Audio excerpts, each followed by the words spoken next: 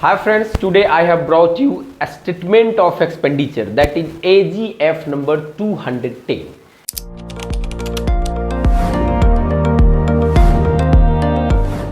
It is one of the most important topic for the examination point of view, because from this chapter one long question will be asked in the examination, that is for 8 marks in group C.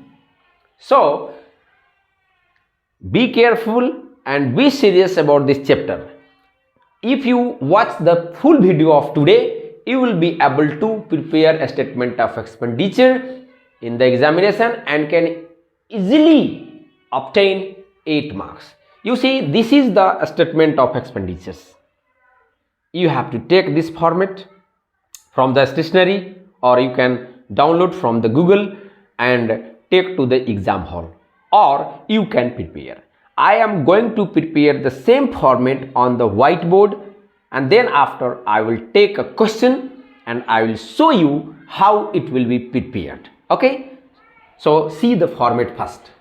I have prepared the same format on this whiteboard.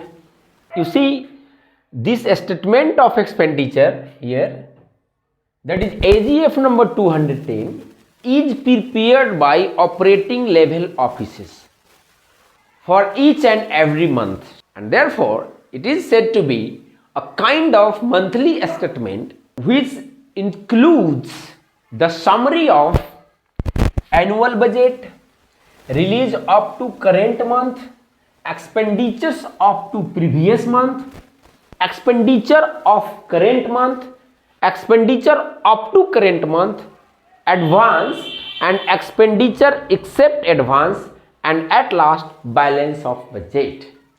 So it has become one of the most important statement for each and every operating level offices, which is reported to District Treasury Comptroller Office for the release of expenditure, for the information of expenditure, and for the control over the expenditures. Because it is practical question, it is not necessary to describe more about the statement of expenditure. Just you have to learn how to prepare a statement of expenditures. For that, I have taken one example. You see this question is like this: the following particulars are available for the month of Push, and there is budget head, annual budget, expenses up to mark, and expenses of Push. And the budget head is employees remuneration, annual budget 4 lakh, expenses up to mark 1,50,000, and expenses of Push 30,000. Similarly, another budget, local allowances. Similarly, annual budget, expenses up to mark, expenses of Push is given. And the same way, traveling expenses, office related expenses, furniture and fixtures, and machinery and tools. Such budget heads are given here, and the additional information which is written below: uncleared advance on purchase of furniture is 10,000. It means the advance is given for purchase of furniture, but it is not still cleared. And similarly, the next additional information is advance given to section officer Mr. Regmi of rupees 5,000 for travelling expenses, and 3,000 was cleared till the end of the month. It means 5,000 advance is given to Regmi and 3,000 only is cleared up to date. It means 2,000 advance for a travelling expenses is not cleared. 2,000 advance is not cleared. So this is the question for you, and required a statement of expenditure for the month of Push. Therefore, first you have to write, it is no any information about central, province and local government, so it is not necessary to take any one of them. And there is neither name of the office, department and ministry. Office, department, ministry को बारे में पनि केही भना छैन, त्यो पनि लेख्नु पर्दैन. अफिस कोड नम्बर पनि लेख्नु पर्दैन. अब यो कुन इयर छ, year is also not given, so it is not necessary to write this year also, but month of Push is given, so you have to write Push month. POUSH ठीक छ जे इन्फर्मेसन दिएको छ भर्ने दिए छैन नभर्ने अनि AGF नम्बर 210 त प्रिन्टेड नै छ यहाँ staff of provincial local government को स्टाम्प लाग्छ त्यो पनि लेखिराख्नु पर्दैन म तपाईलाई केही सम्झाउनको लागि यहाँ ठाउँ खाली गरे यो लेखि यहाँ मैले ठाउँ खाली गरिदिए यहाँ स्टाम्प अफ गभर्नमेन्ट छ यहाँ पनि तपाईलाई सरकारको छाप लाग्छ सेन्ट्रल लेभलको त्यो पनि यहाँ गर्नु पर्दैन त्यसपछि budget sub head number and budget sub head name it is also not necessary to write here I have made a space to make you clear if anyone confusion while doing this problem. You see how many columns are there? 1, 2, 3, 4, 5, 6, 7, 8, 9 and 10. There are 10 columns and therefore it is said multi-column and self-balancing statement. Here it is not necessary to balance yourself. It is self-balance statement. And because there are 10 columns, it is called multi-column statement. First of all, you see how many informations are given to you. You see that there are given you 1, 2, 3, 4. 4 columns already given.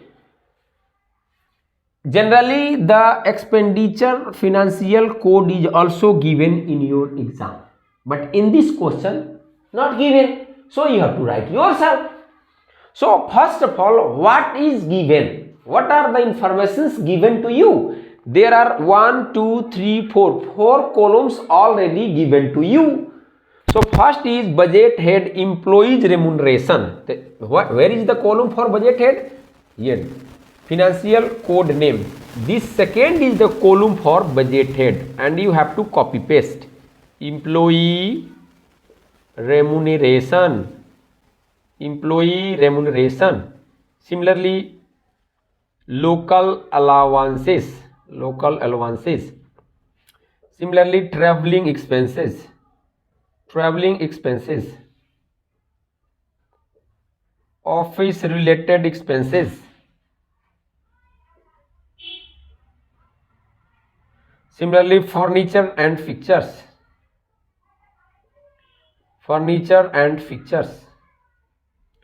Machinery and tool.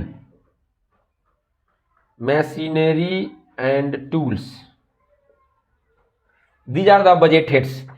Similarly, annual budget is given. You see annual budget, that is 4,08,000 for local allowances, 40,000 for traveling allowances, 36,000 for office related expenses, 80,000 for furniture and fixtures, 2 lakh for machinery and tools.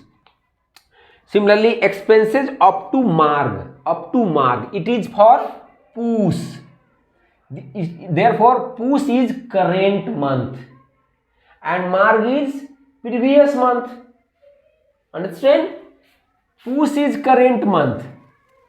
जुन महीना को बनाउन भनेको छ त्यसको नाम हो current month. यसलाई हामी करेन्ट मन्थ भन्छौं. करेन्ट मन्थ चालू महीना. र यसको प्रिभियस के भइहाल्छ अगाडि. यसको अगाडि कुन महिना आउँछ? मार्ग आउँछ. कुरो बुझ्नु भयो? त्यस्तै यदि कहीं कार्तिक छ, कार्तिक यदि करेन्ट मन्थ छ भने यसको प्रिभियस मन्थ के आउँछ? आश्विन आउँछ. क्लियर हुनु भयो? The current month, you see that release up to current month. In the place of current, you have to write PUS. You have to write POS. Similarly, here is also current expenditure of current month. In the place of current month, you have to write POS. Okay, POS is current month. Similarly, here is written expenditure up to current month. In the place of current month, you have to write POS. कुरो बुझ्नु भयो? जुन महीना दिएको हुन्छ सब करेन्टमा त्यो महीना करेन्टलाई हटाएर त्यो महिनाको नाम लेख्ने. And here is written expenditure up to previous month. अनि POS को previous के हुन्छ? मार्च हुन्छ. यहाँ लेख्ने तपाईको मार्च. ठीक छ? मैं एकचोटि फेरि रिपिट गरेँ, यो जुन कोलुममा जहाँ जहाँ करेन्ट मन्थ दिएको छ त्यहाँ पस लेख्ने, जुन महिनाको बनाउनु छ, र जहाँ 5 नम्बर कोलुममा प्रिभियस मन्थ दिएछ, तपाईँ कोलुम हेर्न सक्नुहुन्छ, 5 नम्बर कोलुममा प्रिभियस मन्थ छ, त प्रिभियसमा 1 महिना अगाडिको लेखिदिने। ठीक छ ल। अब के छ यहाँ, एक्सपेन्सेस अप टु मार्ग। त कहाँ छ एक्सपेन्सेस अप टु मार्ग? यहाँ छ 5 नम्बर कोलुम, एउटैमा मात्र प्रिभियस मन्थ हुन्छ, त्यो हो 5 नम्बर कोलुम। अनि 5 नम्बर कोलुममा यो कपी पेस्ट गर्ने, 1,50,000 लोकल एलोवान्सेसको लागि 1,800, एकदम सामने सामने लेख्नु होला। ट्रेभलिङ एक्सपेन्सेसको लागि 8,000, त्यस्तै office and expenses, office related एक्सपेन्सेसको लागि 9,000, त्यस्तै तपाईको फर्निचर फिक्चर्सको लागि 20,000, त्यस्तै तपाईको मेसिनरी एन्ड टुल्सको लागि 60,000। यसरी तपाईँ लाइनमा लेख्नु होला। यदि तपाईलाई कन्फ्युज भइरहेछ भने तपाईँ बीचमा एउटा लाइन पनि यसो तान्न सक्नुहुन्छ, ताकि यताको यता कन्फ्युजन नहोस् भनेर। अब अर्को इन्फर्मेसन हामीसँग छ, एक्सपेन्सेस अफ पुस। त expenses of Poush, up to Poush होइन, यहाँ हेर्नुहोस्, यहाँ expenditure of Poush, expenditure up to Poush, there is big difference.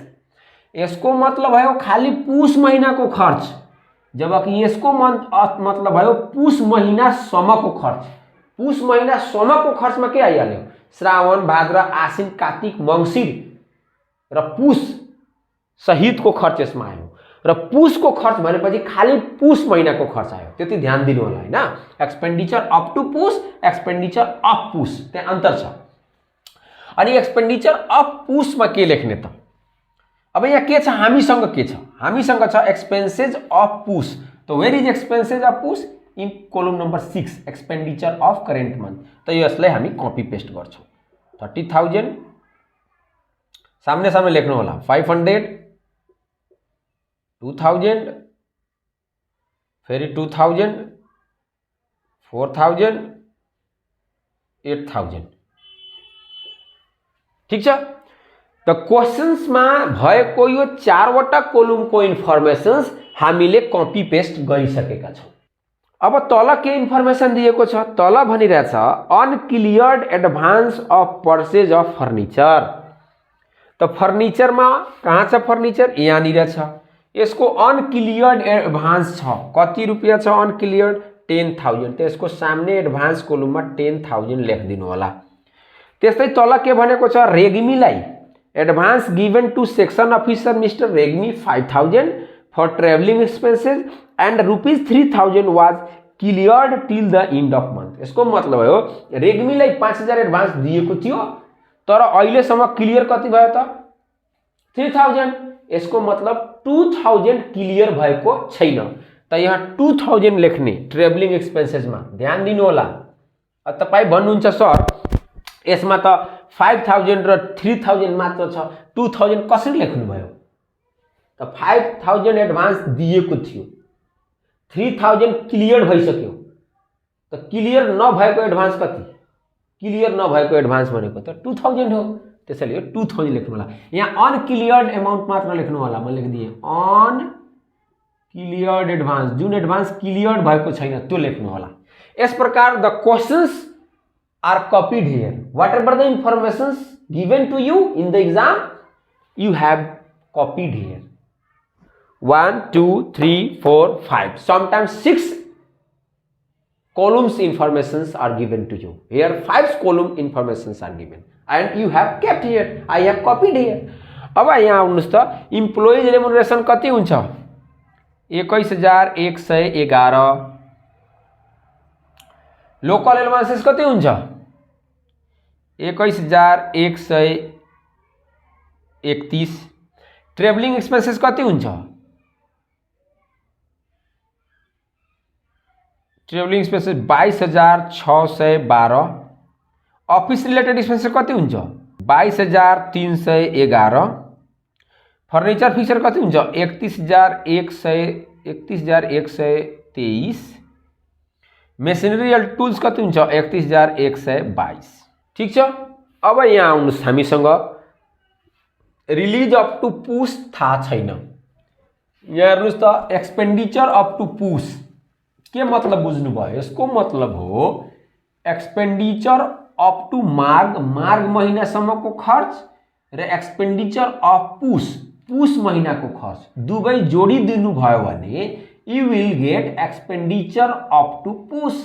अर्थात् 5 नंबर कोलुम र 6 number column if you add then you will get the information for 7 number columns. Mathematically 5 plus 6 is 11, but it is not 5 plus 6 is 11. It is the information of 5 number column and the information of 6 number column. If you add, you will get the information for 7 number column. So you add it. मार्गसम्मको खर्च र पुसको खर्च जोड्यो भने पुससम्मको खर्च आइहाल्छ। तो 1,80,000. Similarly you add this 18 से 5 से 23 है, 2,300, 10,000, ठीक छ, 11,000, 24,000, 68,000। यो पनि भयो। के बुझ्नुभयो? 5 र 6 लाई जोडेर 7 बनाइदिने। अब यता आउनुहोस् त, अहिलेसम्म कति खर्च भएको छ? Expenditure up to Poush. त जति खर्च हुन्छ त्यति नै रिलिज हुन्छ as per current accounting system. According to new accounting system, total expenditure is equal to total release. Whatever the expenditures made by operating level offices, the same amount will be released by the government or by the DTC or TSA. Therefore, the column number 7 is equal to column number 4. The 7 number column is equal to column number 4. जति खर्च हुन्छ त्यति release हुन्छ। कति खर्च भएछ यहाँ employees रेम्युनरेसनमा? 1,80,000, that will be released. Similarly 2,300 खर्च भएछ त 2,300 रिलीज भइहाल्छ। 10,000 खर्च भएछ त 10,000 रिलीज भइहाल्छ। 11,000 खर्च भएछ भने 11,000 रिलीज भइहाल्छ। त्यस्तै फर्निचर फिक्चर्समा 24,000 खर्च भएको छ भने 24,000 रिलीज भइहाल्छ। अनि यहाँ 68,000 खर्च भएको छ भने 68,000 रिलीज भइहाल्छ। क्लियर? जति एक्सपेन्डिचर त्यति चाहिँ रिलीज। यति भइसक्यो। अब यहाँ आउनुहोस् त, यहाँ एडभान्स छैन। यो शीर्षकमा इम्प्लोइ रेम्युनरेसनमा एडभान्स छैन, लोकल एडभान्सेसमा एडभान्स छैन, ट्रेभलिङमा एडभान्स छ, तपाईको अफिस रिलेटेडमा एडभान्स छैन र तपाईको मेसिनरी टुल्समा एडभान्स छैन। अब एडभान्स काटेर कति खर्च भयो त हेर्नुस् त। यो कोलुम के को लागि हो? यो कोलुम अनक्लियर्ड एडभान्स को लागि हो र यो कोलुम के को लागि हो? Expenditure accept advance. एडभान्सलाई हटाएर कति एक्सपेन्डिचर भयो अनि यसलाई घटाइदिनुस् त। 1,80,000 बा यो केही अमाउन्ट छैन भने जस्ताको त्यस्तै हुन्छ। यो घटाएर लेख्नु होला 2,300। यो 10,000 मा 2,000 अहिले क्लियर भएको छैन भने अहिले एडभान्स काटेर कति खर्च भयो? 8,000। यो 11,000 को 11,000 हुन्छ। यो 24,000 बाट 10,000 घट्यो भने 14,000 हुन्छ। किनभने 24,000 एडभान्स गिवन छ for furniture and fixtures, 10,000 still not cleared, therefore 14,000 is still in expenditure side and that is 68,000। इस प्रकार 7 बाट 8 घटाएर 9 गर्ने। 7 minus 8 is equal to 9. 7 minus 8 is equal to 9. अब के छ? कति बजेट बाँकी छ? स्टेटमेन्ट अफ एक्सपेन्डिचर को उद्देश्य त्यही हो नि। कुन कुन शीर्षकमा कति कति खर्च सरकारले यहाँ छुट्याएको छ, अहिलेसम्म कति रिलिज भइसक्यो अनि कति बाँकी छ। त अहिलेसम्म 4 लाख छुट्याएको छ, जसमध्ये रिलीज भयो 1,80,000। अनि खर्च कति अनि बाँकी कति त घटाइदिनुस्। 4 लाख बाट 1,80,000 कति हुन्छ? 4 लाख बाट 1,80,000 घटाउनु भयो भने 1,20,000 हुन्छ। अनि यो निकाल्ने दुईटा तरिका छ। एउटा तरिका त यो छ 3 बाट 4 घटाउनुस्, 3 minus 4 is equal to 10। या या तपाईं गर्न सक्नुहुन्छ 3 minus 7 is equal to 10 because 4 and 7 is same. Therefore 3 minus 4 is equal to 10 or 3 minus 7 is equal to 10. जसरी गर्दा पनि हुन्छ। त्यसो राम्रो के हुन्छ यो नजदिकमा छ 3 minus 4 त यो घटाउनु होला ताकि त्यहाँ कुनै प्रब्लम नहोस्। अब 8000 बाट 2300 घट्यो भने कति हुन्छ 5700। त्यस्तै चाहिँ 40000 बाट 10000 घट्यो भने कति हुन्छ 30000। 36000 बाट 11000 घट्यो भने कति हुन्छ 25000। 80000 बाट 24000 घट्यो भने कति हुन्छ 56000। त्यस्तै 2 लाख बाट 68000 घट्यो भने कति हुन्छ 1,32,000। In this way all the columns have been filled. सबै कोलुम भरिएको छ। यस प्रकार तपाईले दिएको इन्फर्मेसन पहिला पुट गर्ने, त्यसपछि यो टुल्स एन्ड टेक्निक्स प्रयोग गरेर बाँकीको कोलुम्सहरु भर्ने, भरिसकेपछि टोटल गर्नु होला। एनुअल बजेट कति छ 4 लाख अनि यो सबै जोड्नु 4 लाख 2 6 लाख। अब यो जोड्नु पर्छ क्याल्कुलेटरले। अब म यहाँ क्याल्कुलेटर प्रयोग गर्दै छु अनि म यो क्याल्कुलेटर प्रयोग गरेर सबै चाहिँ जोडेर राखिराखेको छु है। यो तपाईको 4,68,700। यो अलि मिस्टेक छ, यहाँ 2,20,000 हुन्छ। ठीक छ। यस प्रकार मैले क्याल्कुलेटर प्रयोग गरेर यो सबै टोटलिङ गरिसके। तपाई पनि टोटलिङ गर्नु होला क्याल्कुलेटरको माध्यमले। अब हाम्रो फर्मेट यहाँ कम्प्लिट भइसकेको छ। अब के गर्नु होला त टोटल पनि मैले क्याल्कुलेटर प्रयोग गरेर गरिसके। आशा छ तपाईले पनि गरिसक्नु भयो होला। अनि कम्पेरिजन विथ एनुअल बजेट। अब एनुअल बजेट सँग कम्पेयर गर्ने। एनुअल बजेट हाम्रो यो हो 7,64,000।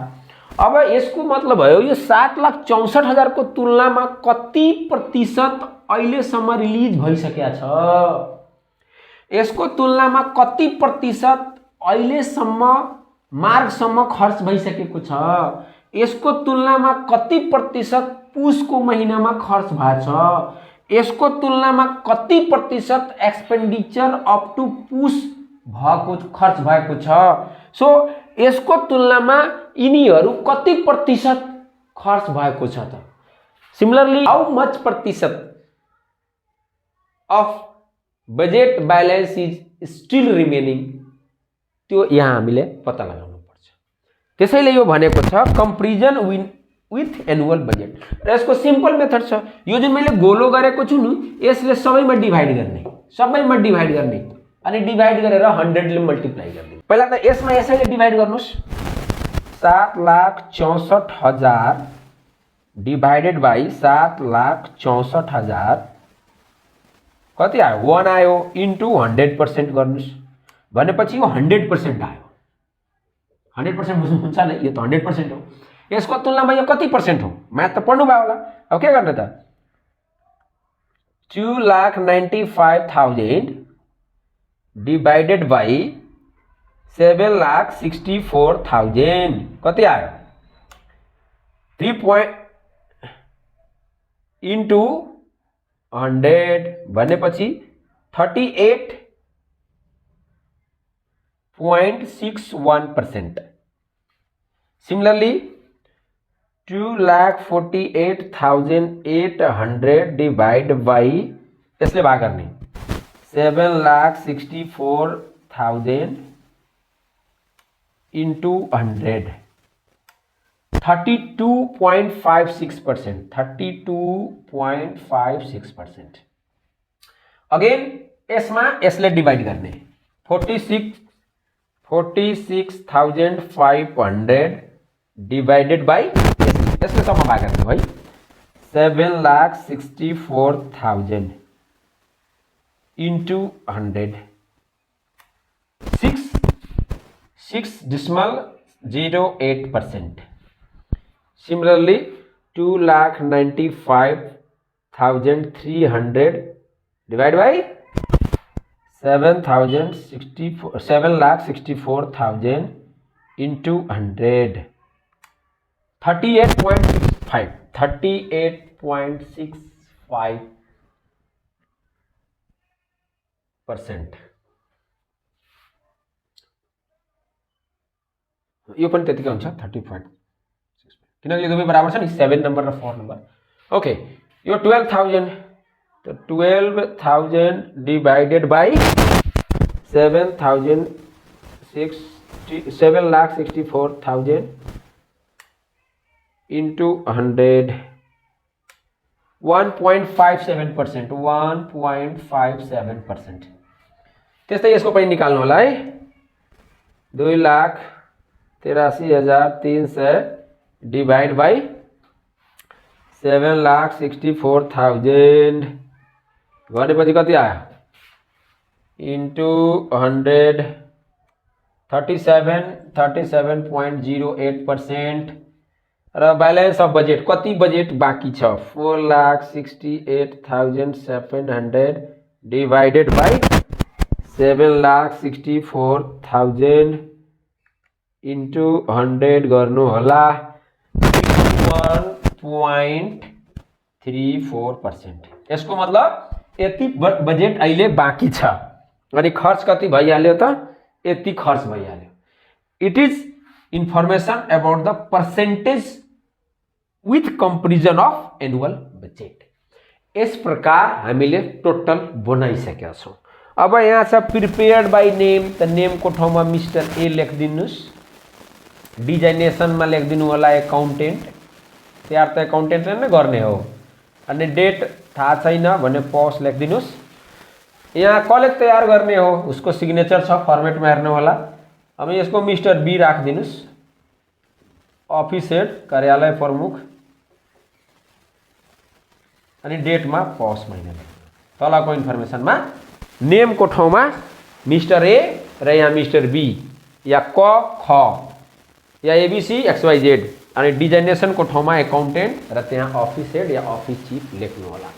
इस प्रकार स्टेटमेंट अफ एक्सपेन्डिचर तपाई बनाउन सक्नुहुन्छ र यो यति न सजिलो छ कि जो कोही विद्यार्थीले बनाउन सक्छ र 8 मा 8 अंक ल्याउन सक्छ। यो आउट क्वेशन हो कुनै सम्झौता गर्नु पर्दैन यसमा यो बनाउनै पर्छ 3-4 चोटी बनाउनु भयो भने मजाले सकिन्छ। लास्टमा ट्विस्ट कहाँ हुन्छ भने कहिलेकाहीँ के हुन्छ भने यो 5 र 6 दिएर त 7 निकाल्नु भयो कहिलेकाहीँ के दिन्छ 5 दिन्छ 7 दिन्छ त कसरी निकाल्ने त्यो बेलामा 6 निकाल्नको लागि के गर्नुहुन्छ इक्वेसन त पढ्नु भएछ नि 6 = 7 - 5 गर्नु होला 6 = 7 - 5। त्यस्तै कहिलेकाहीँ के हुन्छ भने यो 6 दिएको हुन्छ 7 दिएको 5 दिएको हुँदैन त 5 निकाल्नको लागि के गर्नु होला 7 - 6 गर्नु होला। त यो यसैबाट निस्कन्छ। कहिलेकाहीँ यस्तो पनि हुन सक्छ त्यो मैले अर्को क्वेशन यस्तो खालको क्वेशन गर्ने छु त्यो पनि हेर्नु होला है। 7 = 4 ठिकै छ। यहाँ 7 - 8 = 9 अनि कहिलेकाहीँ के दिएको हुन सक्छ 9 दिदिन सक्छ र 8 दिदिन सक्छ 7 थाहा हुँदैन त्यो बेला 7 = 9 + 8 गर्नु होला। कुरो बुझ्नु भइरहेछ नि। अनि कहिलेकाहीँ के हुन्छ 8 थाहा हुँदैन त 8 = 7 - 9 हुन्छ। इक्वेसन त पढ्नु भएछ नि क्लास 10 मा हो त्यो इक्वेसन अनुसार हामीले यो निकाल्न सक्छौं। त्यस्तै कहिलेकाहीँ के हुन सक्छ यो 4 र 7 त बराबर नै हो अनि यहाँबाट पनि हामीले केही इन्फर्मेसनहरु निकाल्न सक्छौं। जस्तै यो मान्नु न 7 दिएछ 3 दिएछ भने 3 = 10 + 7 भइहाल्छ। ठीक छ। त्यस्तै 7 = 3 - 10 भइहाल्छ। यस प्रकार पनि हामी निकाल्न सक्छौं। ठीक छ।